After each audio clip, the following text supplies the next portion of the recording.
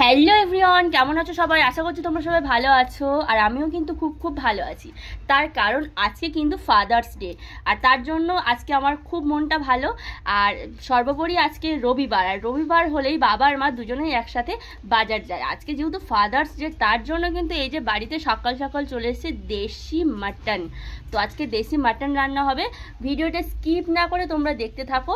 মোটামুটি এখানে মাটনটা ভালো করে ধুয়ে পরিষ্কার করে জল ঝরতে দিয়েছি। এখানে প্রায় 5 থেকে 6 মিনিট হচ্ছে।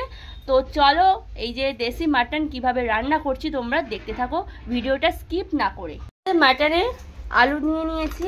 আলু তো জানোই, মাটন বা চিকেনের মধ্যে আলু না দিলে আমাদের বাড়ির কেউ খায় না। তো ভালো করে লবণ হলুদ আমি মাখিয়ে নিয়েছি। আজকের মাটনটা কিন্তু সম্পূর্ণ অন্যরকমভাবে আমি করছি, তো তোমরা দেখতে থাকো ভিডিওটা। কড়াইতে তেল দিয়ে দিয়েছি, আর তেলে সামান্য একটু লবণ ফেলে দিয়েছি। তার কারণ আলুতে জল থাকলে তেলটা যাতে না ছিটায়, সেই জন্য আমি একটু লবণ ফেলে দিয়েছি। এখানে ভালো করে আমি আলুটাকে ভেজে নিচ্ছি। সবগুলো একদম ফাঁকা তেলে আলুটাকে সুন্দর করে ভেজে নিচ্ছি।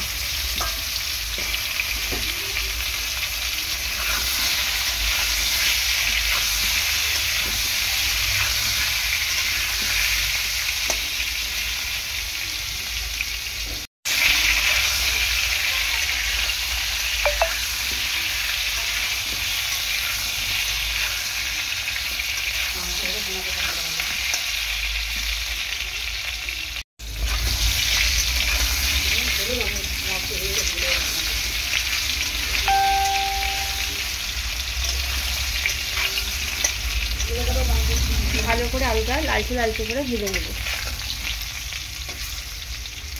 এদিকে দেখো আদা রসুন নিয়ে নিয়েছি। আজকে কিন্তু আমি শিলে বেটে আদা রসুন দেব, শিলেতেই পেস্ট করবো, মানে শিলেতে বাটবো মশলা।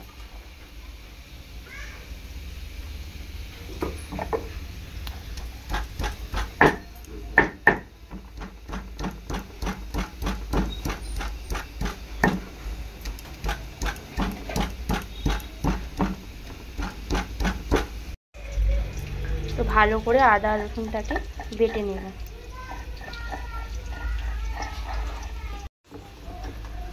তো খুব বেশি পেস্ট করব না, আদা রসুনটা ঠিক এরকমই রাখবো। তো এরকমই আদা রসুন পেস্ট বেশ মাটনের ক্ষেত্রে একদমই ভালো, ঠিকঠাক। তো বেশি পেস্ট করবে না। এদিকে দেখো আলুটা কিন্তু আমার সুন্দর করে ভাজা হয়েই এসছে। একদমই লালচে লালচে করে আলুটা ভেজে নেব।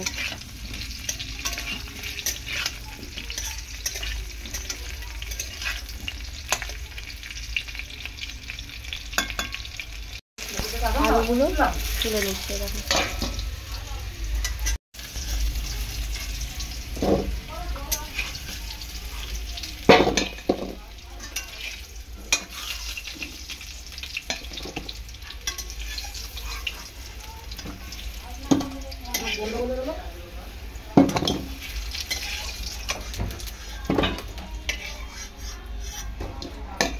মোটামুটি দেখো এই যে তুলে নিয়েছি। কড়াইতে সামান্য একটু পরিমাণ জিরে ফোড়ন দিয়ে দেবো। আজকের খাসির মাংসটা পুরোপুরিভাবে অন্যরকমভাবে তোমাদেরকে শেয়ার করব।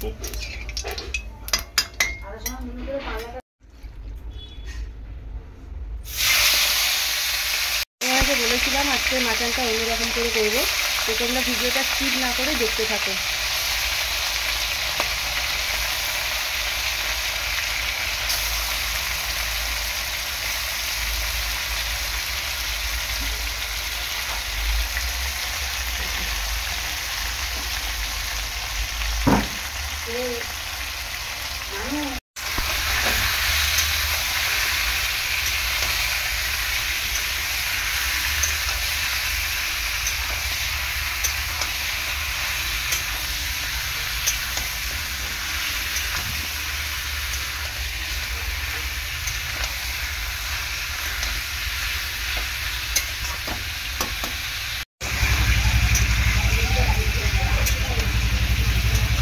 হালকা করে তেলের মধ্যে মাটনটাকে একটু ভেজে নেব।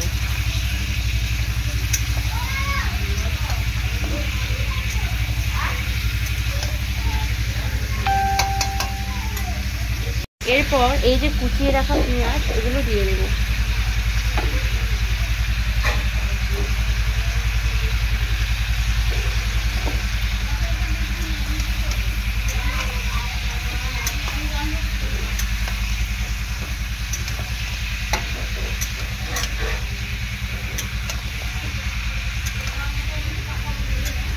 পেঁয়াজ কুচিটা দিয়ে ভালো করে এরকম নাড়াচাড়া করে নেব। তো পেঁয়াজটা দিয়ে 5-10 মিনিট এরকমভাবে নাড়াচাড়া করব। তো বেশ কিছুক্ষণ ধরে পেঁয়াজটা দেওয়ার পর এরকম নাড়াচাড়া আমি করতেই থাকবো।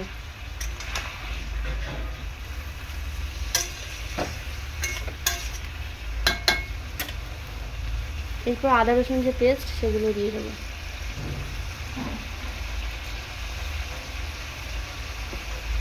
হলুদ গুঁড়ো দিয়ে দেবো।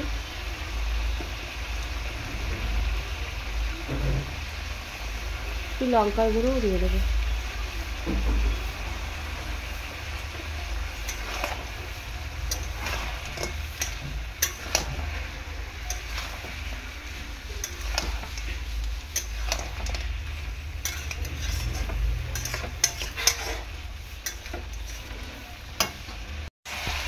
তো এখানে দেখতে পাচ্ছ আদা রসুন সব কিছু দিয়ে ভালো করে কষিয়ে নিচ্ছি। খাসি মাংস তো তোমরা অনেকে অনেক রকমভাবেই খাও, তো দেশি খাসির মাংস একবার এরকমভাবে খেয়ে দেখো, ভীষণ ভীষণই ভালো লাগবে। এর মধ্যে আমি অ্যাড করব জিরের গুঁড়ো।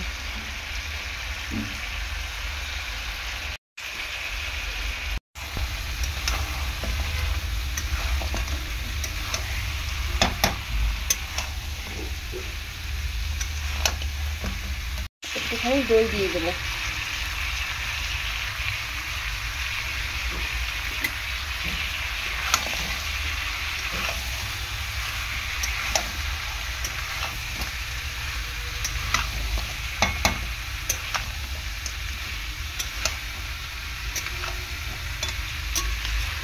এরপর আমি পরিমাণ মতো লবণ দিয়ে দেব।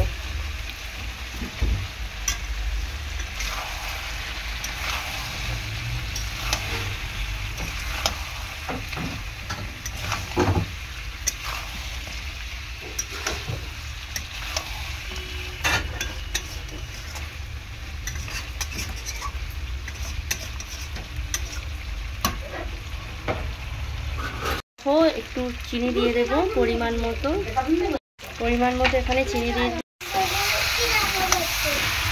তোমার জন্য মাটন রান্না করছিস না?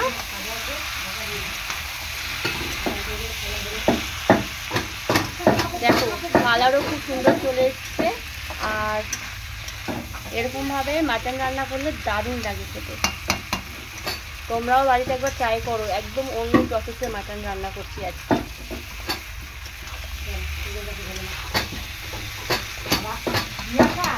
তো এই দেখো একদম তেল ছেড়ে দিয়েছে, আর যা মশলা দিয়েছিলাম পুরো একদম কত সুন্দর মাটনের গায়ে লেগে গিয়েছে।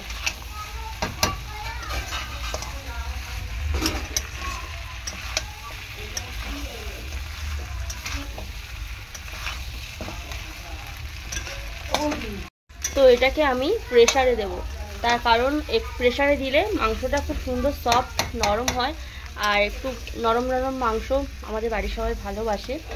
প্রেসারে দিলে সময়টাও কম যাবে, নইলে এই গ্যাসে তো অনেকটাই সময় যাবে। তো সেই জন্য সময় বাঁচাতে আমি প্রেসার কুকারে দেব।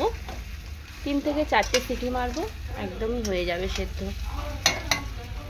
আলুগুলো দেবো না, জাস্ট মাংসগুলো ভালো করে প্রেসারে সিটি দিয়ে দেবো। প্রেসার কুকারের মধ্যে মাটনটাকে নিয়ে নেব। তো তোমরা চাইলে প্রেসার কুকারে নাও দিতে পারো, আমি প্রেসার কুকারে তাড়াতাড়ি সেদ্ধ হবে যার জন্য আমি দিচ্ছি, আর খুব সুন্দর টেস্টি হবে। খাসির মাংস বেশি শক্ত হলে ভালো লাগে না, তো সেই জন্য প্রেসার কুকারে আমি দিচ্ছি।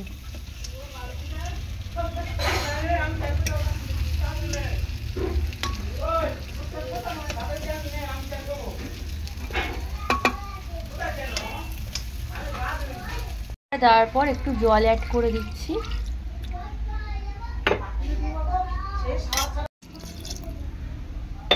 তো এবার আমি গ্যাসে বসিয়ে দেবো, দিয়ে 4 থেকে 5টা সিটি দেবো। মোটামুটি প্রেসার কুকারে 3 থেকে 4টে সিটি আমি দিয়ে দিয়েছি। আর প্রেসার কুকারে এই যে ভাপটা একটু বের করে তারপর মাটনটাকে বের করবো। এই যে দেখো ঢাকনাটা খুলে দিয়েছি, মাংসটা কিন্তু খুব সুন্দর সেদ্ধ হয়েছে, একদম খাসির মাংস নরম তুলতুলে, তো খুব সুন্দর করে সেদ্ধ করে নিয়েছি। করবো কড়াইতে একটু তেল দেব, অল্প করেই তেল দেব। তেল দিয়ে দিয়েছি। তেল দেওয়ার পর এখানে একটু তেজপাতা দেব, একটু শুকনো লঙ্কা দেব, আর এখানে দারচিনি, এলাচ, লবঙ্গ এগুলো রেখেছি, এগুলো অল্প অল্প করে দিয়ে দেব। তার সাথে দেবো একটা গোটা রসুন, একটু গোটা রসুন দিয়ে দিয়েছি। গোটা রসুন তোমাদের দাদা ভাই মাংসের মধ্যে খেতে খুব পছন্দ করে আর ভালোও লাগে। তো এরপর আমি দিয়ে দেবো আলু, ভেজে রাখা আলুগুলো আরও একবার দিয়ে দিলাম।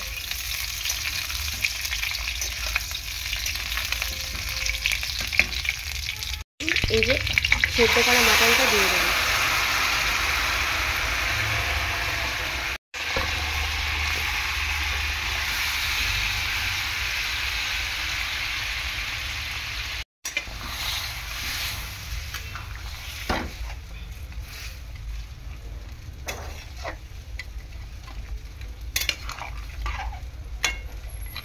এরকমভাবে খাসির মাংস রান্না করলে জাস্ট মুখে লেগে থাকবে, খুবই লোভনীয় একটা রেসিপি, খুবই ভালো লাগবে খেতে। যে খাসি মাংস খায় না সেও খাবে যদি এরকমভাবে খাসি মাংস রান্না করো। এখন জাস্ট ভালো করে ফুটিয়ে নেব। আর যে গোটা রসুনটা এটাও পুরো গোটা গোটাই থাকবে। ঢাকা দিয়ে দেবো আমি।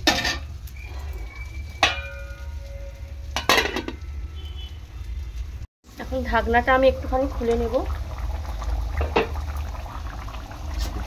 একদম দেশি খাসির মাংস, পুরো ফাটাফাটি লাগবে আজকে।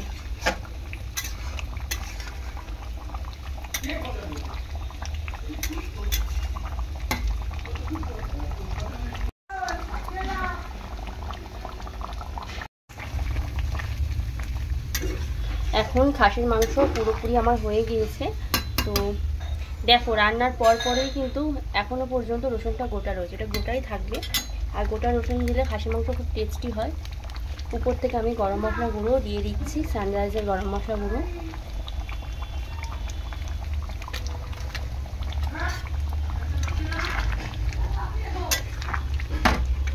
তো সব জায়গায় ভালো করে ঘেটে দেবো যাতে পুরো মাটনটাই মিশে যায়। ফুটছে বলে কালারটা তোমরা বুঝতে পারছো না, নামানোর পর দেখবে কত সুন্দর কালার আসে। তো এইরকমই নিত্য নতুন রেসিপি প্রিয়াঙ্কাওয়ালা ইউটিউব চ্যানেলে তোমরা সবসময় দেখতে পাবে।